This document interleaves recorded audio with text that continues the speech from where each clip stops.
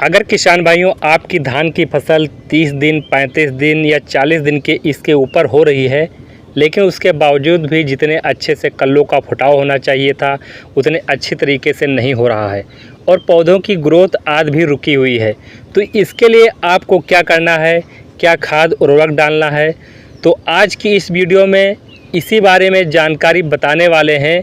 तो आप सभी चैनल पर नए हैं तो सबसे पहले देहाती किसान साथी चैनल को सब्सक्राइब करें और आपका कोई सवाल या सुझाव हो तो हमें नीचे कमेंट कर सकते हैं और वीडियो को लाइक करना न भूलें।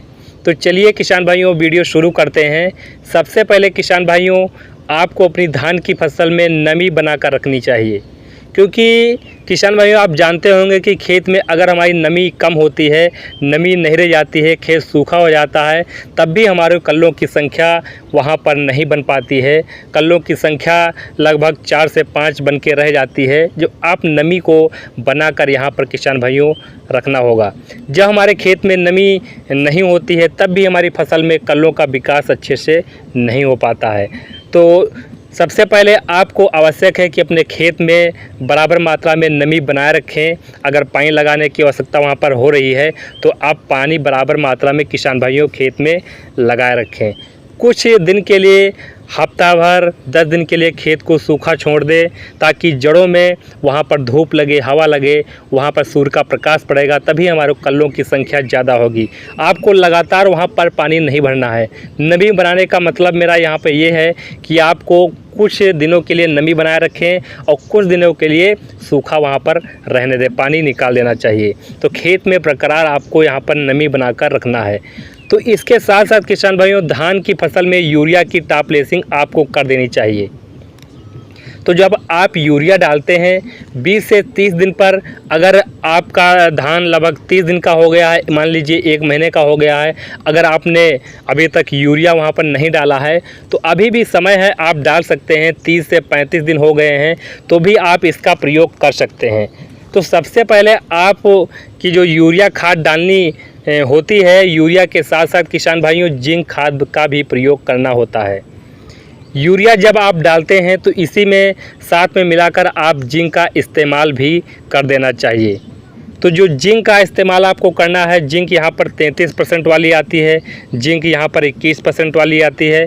तो यहाँ पर जो जिंक ज़्यादातर 33% वाली सभी किसान यहाँ पर करते हैं, तो आप जिंक दोनों में से किसी एक जिंक को ले सकते हैं। इसकी जो मात्रा है आपको यहाँ पर 5 किलोग्राम प्रति एकड़ के हिसाब से यहाँ पर किसान भाइयों मात्रा लेना है और यूरिया मिलाकर आपको यहाँ पर छिड़काव भी इससे आपको बुआई कर देना है।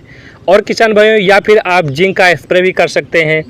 स्प्रे में किसान भाइयों आपका थोड़ा सा ज़्यादा खर्चा होने वाला है, क्योंकि अगर आप यूरिया खाद डालते हैं तो भी छिड़काव करना पड़ेगा, तो उसी के साथ आप जिंक मिलाकर देंगे जिससे आपका यहाँ पर फ़ायदा हो जाएगा। तो जिंक 5 किलोग्राम डालना है। अगर आपने नहीं डाला है तो आप अभी डाल सकते हैं।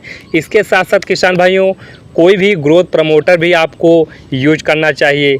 इसके साथ साथ किसान भाइयों कोई भी ग्रोथ प्रमोटर आपको यूज करना चाहिए।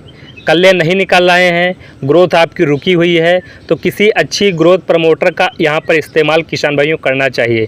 जैसे यहाँ पर ग्रोथ प्रमोटर सागरिका आती है, सागरिका दानेदार का भी आप यहाँ पर डाल सकते हैं। तो जब आप यूरिया और जिंक डालते हैं तो उसी में आपको मिलाकर सागरिका दानेदार का यहाँ पर इस्तेमाल कर सकते हैं।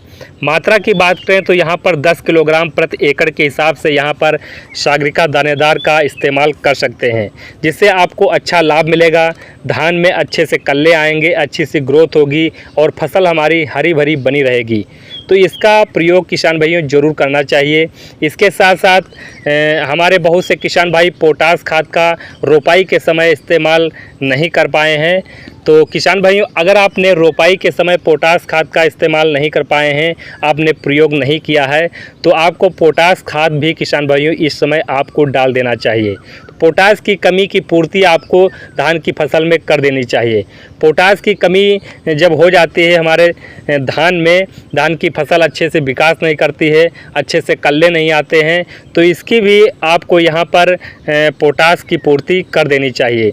इसके साथ साथ अब बात आती है मेन बात पर। आपकी फसल में कल्ले अच्छे से बढ़ाना चाहते हैं तो NPK खाद का भी स्प्रे करना होता है। NPK कई प्रकार के आते हैं, जैसे NPK 19-19-19 आता है, NPK 17-44-0 आता है और NPK 12-61-0 आता है।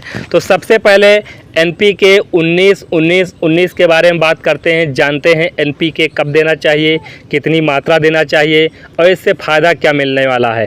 तो किसान भाइयों, अगर आपकी फसल थोड़ा ठीक ठाक है, मतलब नंबर 1 पर नहीं है, उससे थोड़ा सा ठीक ठाक है, देखने में फसल आपकी अच्छी लगती है और वहाँ पर कल्लों का विकास थोड़ा बहुत हुआ है, तो इस कंडीशन में किसान भाइयों यहाँ पर यहाँ पर आपको NPK 19-19-19 का प्रयोग या स्प्रे किसान भाइयों करना चाहिए।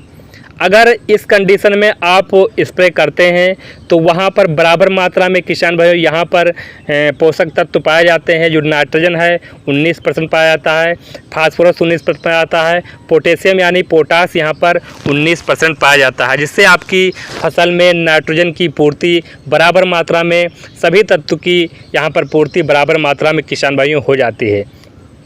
और किसान भाइयों, मान लीजिए आपकी फसल कमज़ोर है, थोड़ा कमज़ोर है, बहुत कमज़ोर नहीं है, थोड़ा सा कमज़ोर है, तो वहाँ पर आपको NPK 17-44-0 का यहाँ पर स्प्रे करना चाहिए।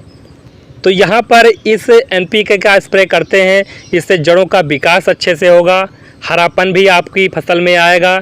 तो इसके लिए आपको यहाँ पर जो हमारा 17% नाइट्रोजन होता है और 44% इसमें फास्फोरस पाया जाता है, जिससे आपकी जो फसल है जड़ों का विकास अच्छे से होता है और जड़ों के विकास में आपको सहायता करेगा। यदि आपकी जड़ों की विकास अच्छे से होगा तो पौधे में हरापन आएगा और लास्ट में आपको उत्पादन अच्छा मिलेगा। और किसान भाइयों, मान लीजिए आपकी फसल सबसे कमज़ोर है तो आपको यहाँ पर NPK जो हमारा 12-61-0 आता है, इसका यहाँ पर स्प्रे करना चाहिए। तो यहाँ पर इसके स्प्रे करने से आपकी जो इसमें सागरिका जो लिक्विड भी आता है उसको मिलाकर भी आप स्प्रे कर सकते हैं, जिससे आपकी फसल हरी भरी एवं वहाँ पर जड़ों का विकास भी अच्छे से होगा। क्योंकि जो सागरिका लिक्विड आता है, समुद्री शैवाल से बनाई गई हमारी सागरिका है, उसमें बहुत सारे छोटे छोटे सूक्ष्म तत्व पाए जाते हैं। इससे हमारे पौधों को यहाँ पर माइक्रोन्यूट्रिएंट्स की ज़्यादा आवश्यकता होती है। जब उसका आप स्प्रे करते हैं, वहाँ पर डालते हैं, तो पौधे में अच्छा वहाँ पर कल्लों का निर्माण होता है, फुटाव अधिक होता है, जिससे आपको लास्ट में उत्पादन अच्छा मिलता है। तो किसान भाइयों, इस जानकारी आपको पसंद आई हो, प्लीज़ वीडियो को लाइक कीजिए। चैनल पर नए हैं तो हमारे चैनल को सब्सक्राइब कीजिए। मिलते हैं नेक्स्ट वीडियो में, तब तक के लिए नमस्कार।